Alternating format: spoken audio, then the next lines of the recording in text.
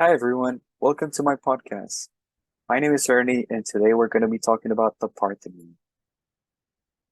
So, high atop the Acropolis in Athens, Greece, stands one of the most magnificent and most aesthetically pleasing structures in the world.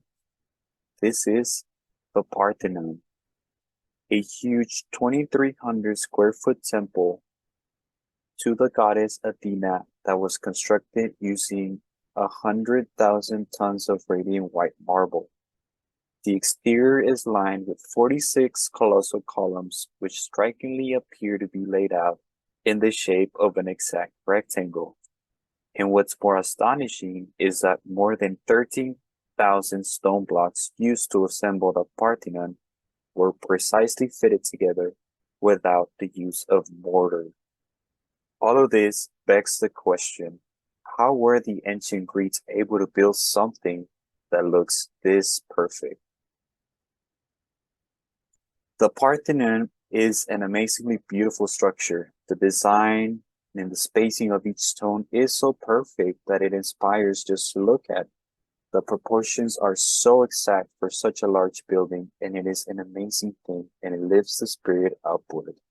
Built beginning in 447 BC on the orders of the famed statesman and general Pericles, the Parthenon celebrates the Athenian victory over Persian invaders who had tried to conquer the city for 50 years.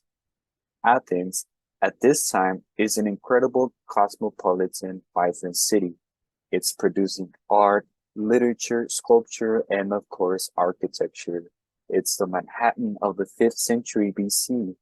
And I think that if you were an Athenian citizen walking, doing your everyday chores, and you were to look up to see the Acropolis in the center of the city, this incredible shining hill, and then you would see the Parthenon, the biggest and most beautiful Greek temple that existed in mainland Greece at this point, you would probably be filled with a sense of wonder.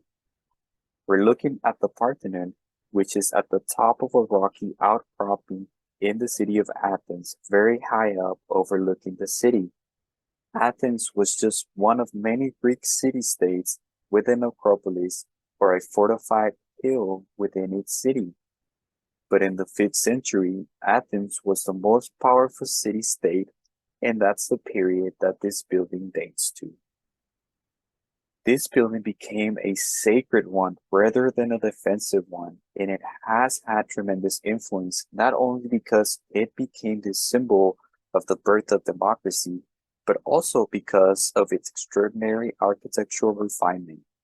The period when this was built in the 5th century is considered the high classical moment, and for so much of Western history, we have measured our later achievements against this perfection. It is hard not to recognize so many buildings in the West when we look at this building, and there certainly is an association, especially to the buildings in Washington, D.C. And that is not a coincidence because this is the birthplace of democracy. It was a limited democracy, but a democracy nevertheless. There was a series of reforms in the 5th century in Athens that allowed more and more people to participate in government. We think that the city of Athens had between 300,000 and 400,000 inhabitants, and only about 50,000 were actually considered citizens. Women and slaves were not participating in this democratic experiment at the time. So this building is dedicated to Athena, and in fact, the city itself is named after her. And of course, there is some Greek mythology behind this. So the story says that two gods were vying for the honor of being the patron of the city.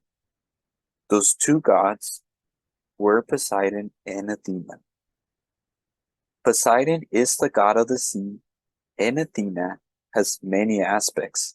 She's the goddess of wisdom. She is associated with war, has kind of intelligence about creating and making things. Both of these gods gave the people of the city a gift, and the people had to choose. Poseidon's stroke of rock, and from it sprung forth the salt water of the sea. This had to do with the gift of naval superiority. On the other hand, Athena offered an olive tree, the idea of the land of prosperity and peace. The Athenians chose Athena's gift, and there is actually a site on the Acropolis where the Athenians believe you could see the mark of the Titan from Poseidon where he struck the ground. There is also the tree that Athena offered, and there's actually has been another olive oil replanted in this space, which we can kind of see in this picture. So now let's talk about the building again. It is really what we think of when we think of Greek temple, but the style that one could probably associate with the Doric order also shares some Ionic elements. So the Doric features are really easy to identify. You have massive columns with shallow broad flutes. Those columns go down directly into the floor of the temple, which is called the stylobe. And at the top of the capitals, we see a very simple abacus. There's the little flare that rises up to this rectangular block, aka the abacus. So it's important to note that this building was actually covered in sculptures. There were sculptures in the metopies, there was sculpture in the pediments, and in an unprecedented way, there was a frieze that ran all the way around the four sides of the building. This was an Ionic feature, and here we can see how this building combines Doric and Ionic elements. And in fact, there were 4 Ionic columns inside the west end of the temple. When the citizens of Athens walked out the sacred way, perhaps for a religious procession or a festival, they encountered the west end and they walked around it, either on the north or south sides to the east end entrance. Right above the entrance in the sculptures of the pediment, they could see the story of Athena and Poseidon, vying to be the patron of the city of Athens.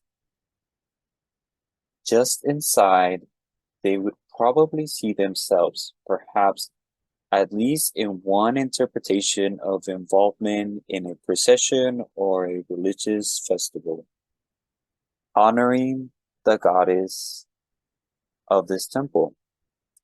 So this was a building that you would walk up to, you would walk around, and inside you'd actually also see a gigantic sculpture of Athena.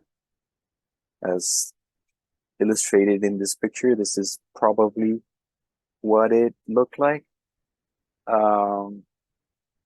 So there were a lot of sculptures in this temple, and these were all sculptures that we believe were overseen by the great sculptor Phidias.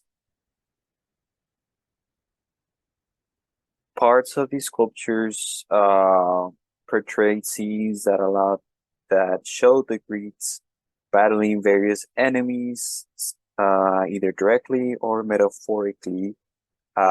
So we would see them battling against the Trojans, the Lapids, the Centaurs, and Greek gods battling against Titans. So all of these battles signify the ascendancy of Greece and of the Athenians and their triumphs, where civilization won over barbarism, the rational over the chaos.